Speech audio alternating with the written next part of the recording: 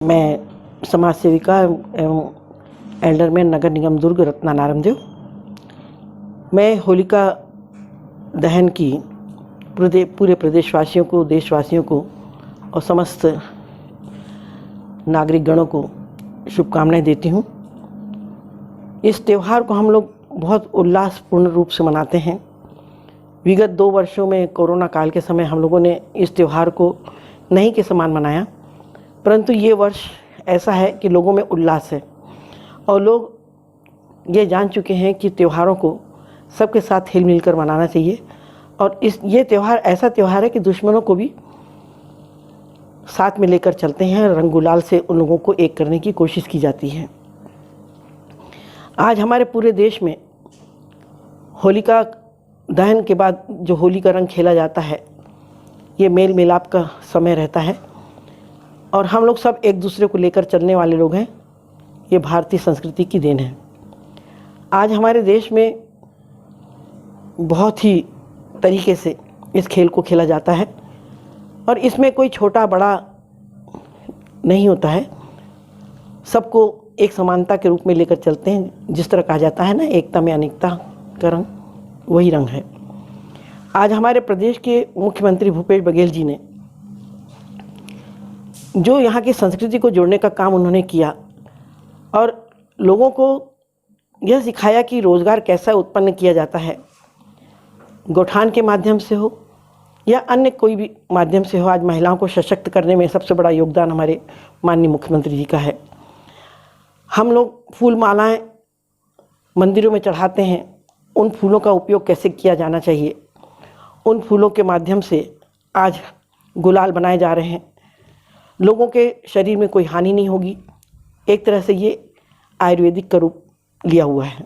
जो हमारे पुराने समय में टेसू के फूल से हम लोग फूल को उबाल करके पानी में उबाल कर उसके द्वारा पिचकारी में रंग भरकर खेलते थे, वही वापस पुरानी संस्कृति को वापस लाने की कोशिश की जा रही है।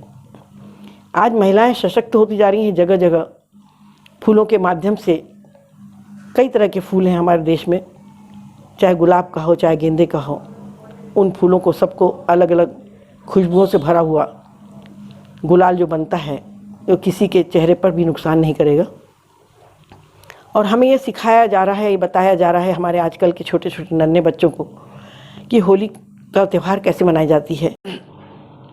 हम ये चाहते हैं हमारे देशवासी, प्रदेशवासी, छत्तीसगढ़ वासी इन गुलाल के माध्यम से रंगों को खेलें, जिससे किसी के शरीर में हानि ना पहुँचे। नगर निगम के माध्यम से भी मैं यही कहना चाहूँगी कि हमारे आसपास स्वच्छता भी रखेंगे हम, जिससे लोगों के आसपास कोई बीमारियां ना हो, क्योंकि गर्मी का समय है, कई बीमारियां होने के चांसेस रहते हैं। उनसे हम दूर रहें और साफ़ सफाई का विशेषकर ध्यान रखें, जिससे इन त्योहारों के समय में हमारे बच्चे बाहर से जब खेल कर आ रहे हैं, उन्हें ये सिखाया जाए कि हम रंगों के माध्यम से जो खेल रहे हैं, हम जो पेंट लगाते हैं चेहरों में या ऐसे कई जो गुलाल रहते हैं जिनके माध्यम से लोगों को नुकसान भी होता है, कई लोग बीमार भी पड़ते हैं। मैं आज के युवा वर्ग की पीढ़ी को भी निवेदन करना चाहूँगी कि आप लोग होली ज़रूर खेलें, परंतु किसी के शरीर में या किसी को नुकसान ना पहुँचाएं। और इस त्यौहार को लोग जिस तरह नशे के में होकर खेलते हैं, उनसे भी निवेदन है कि ये त्यौहार मेल मिलाप का और सबको लेकर साथ चलने का है। नशा ना करें, क्योंकि नशे से हमारा परिवार भी बिखरता है। नशे के कारण हम लोग भी बीमार पड़ते हैं, जो लोग नशा करते हैं। मैं समस्त महिलाओं से ये कहना चाहूँगी कि जिस तरह हमारे भूपेश बघेल जी ने महिलाओं को सशक्त करने का एक जो बीड़ा उठाया है, ये शायद अभी भारतवर्ष में बहुत कम लोग कर रहे हैं ये कार्य को। और हमारे भूपेश बघेल जी की जो जय जयकार यहाँ से बाहर तक जा रही है, उसमें हम सब उनके कंधे से कंधा मिलाकर चलने की कोशिश कर रहे हैं। और महिलाएं सशक्त होने के लिए निम्न वर्ग के छोटे छोटे ऐसे बहुत से रोज़गार के कार्य कर रही हैं, जिसमें दिया बत्ती बनाना या अगरबत्ती बनाना, मोमबत्ती बनाना, गोबर के माध्यम से दिए बना रहे हैं, जो हमारे पूजा पाठ में काम आते हैं। क्योंकि पहले के ज़माने में जब होलिका दहन होती थी तो उस समय लोग गोबर को बहुत महत्व देते थे और उसमें हम लोग कंडे के लड्डू बना करके या कंडे छेना बना करके उसकी माला पहना करके होलिका दहन में रखते थे। वो परंपराएं आज तक चलती आ रही हैं, पर बीच में कुछ संस्कृतियां हम लोग खुद स्वयं लुप्त करने में लगे थे, परंतु आज वो संस्कृतियां फिर वापस आती जा रही हैं। लोगों को और समझ में आने लगा है कि हमें यदि हमारी धरोहर बचाना है तो हम सबको इसमें व्यस्त रहना होगा और बच्चों को भी सिखाना होगा कि हमारे देश की संस्कृति क्या है। क्योंकि हमारी संस्कृति को जब बाहर वाले लोग अपनाते हैं तो हम अपनी संस्कृति को क्यों भूलें, हम पाश्चात्य में क्यों जाएं। हमें हमारी संस्कृति को बचाते हुए हमारी जितनी बहनें हैं, क्योंकि हमारी जो शोभा है, हमारे देश की जो शोभावान महिलाएं हैं, जो एक पहरावा है हमारे छत्तीसगढ़ का पहरावा, चाहे गुजरात का पहरावा हो, हर देश का अलग अलग पहरावा है। अपनी संस्कृतियों को ना भूलें, उस पहरावे को ना भूलें, क्योंकि हम अपने पहरावे के माध्यम से ही पहचाने जाते हैं। भारतवर्ष की हमारी महिलाएं, उन्हें एक आदर्श महिला कहा जाता है और उन महिलाओं के माध्यम से हमारे देश के महिलाओं को बाहर तक पूजा जाता है। जैसे हम देवी माँ को पूजते हैं, काली माता को पूजते हैं।